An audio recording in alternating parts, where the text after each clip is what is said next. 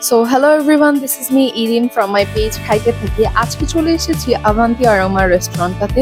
আগেও গিয়েছিলাম তাদের রামবাবু রোডের যে ব্রাঞ্চটা ছিল সেটাতে। আজকে গিয়েছি আমলাপাড়ায় কিছু নতুন চমক দেখতে। And look at the crowd. They were so busy but they welcomed me very warmly. খুব ছিমছাম পরিপাটি গোছের একটা রেস্টুরেন্ট। আমার এরকম মিনিমালিস্টিক ডিজাইন খুবই পছন্দ। আর এটা তাদের ব্যাকইয়ার্ডটা ছিল, এটা একদম গ্রিনারিতে ভরপুর ছিল। আমার খুবই সুন্দর লেগেছে এই জায়গাটা। আর এটা ওদের ডেজার্ট সেকশনটা ছিল, তারপর ছিল ওদের কফি বারটা, আর এটা ওদের জুস বারটা ছিল। মানে সবকিছুর মধ্যে একটা খুবই অ্যাস্থেটিক ভাব ছিল। আমার খুবই সুন্দর লাগছিল পরিবেশটা।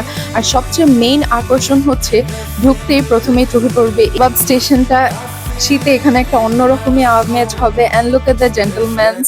আজকে আমার আর মেনু বুকে হামলে পড়তে হয়নি, তারাই আমার জন্য মেনু বুকে হামলে পড়ে একের পর এক এত মজার মজার ডেলিশিয়াস ডিশেস সার্ভ করছিল। I really enjoyed the pampering.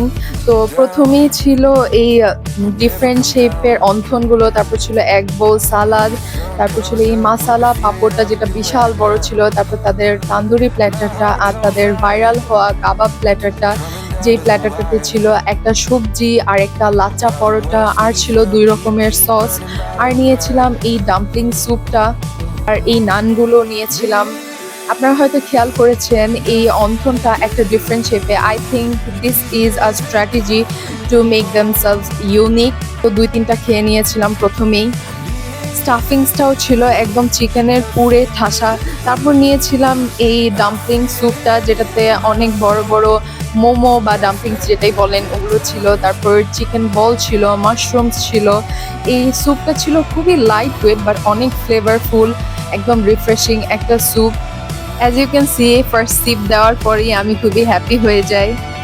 আর তারপর ওদের ভাইরাল কাবাবের প্ল্যাটারটা নিয়ে ভিডিও শুরুতেই হয়তো শুনেছেন শেফ বলেছে 40-50 প্রকারের কাবাব বানায়। এখানে আমার এই প্ল্যাটারটাতে চিকেনের 3টা কাবাব ছিল, কিন্তু 3টাই ছিল একদম ডিফারেন্ট 3টা ফ্লেভারের।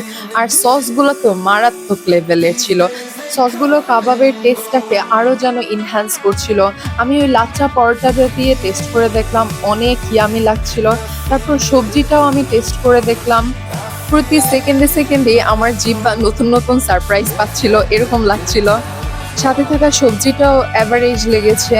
তারপর যে মাসালা পাপড়টা ছিল ওইটাও আমি সস দিয়ে খেয়ে দেখেছি, আমার কাছে বেশ মজা লেগেছে।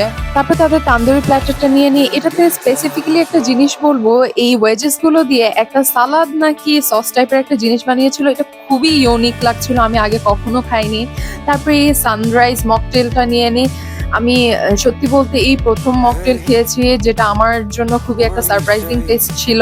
Two wash it all down there, আমি ওদের এই ক্যাপাচিনোটা নিয়ে খাওয়ার সাথে সাথে ওদের লাইভ এই বানানোর প্রসেসটা দেখতে অনেক স্যাটিসফাই। আমি অবশ্যই পরবর্তী একটা ভিডিওতে ওদের বানানোর প্রসেসটা শেয়ার করব। আজ এই পর্যন্ত, আল্লাহ হাফেজ।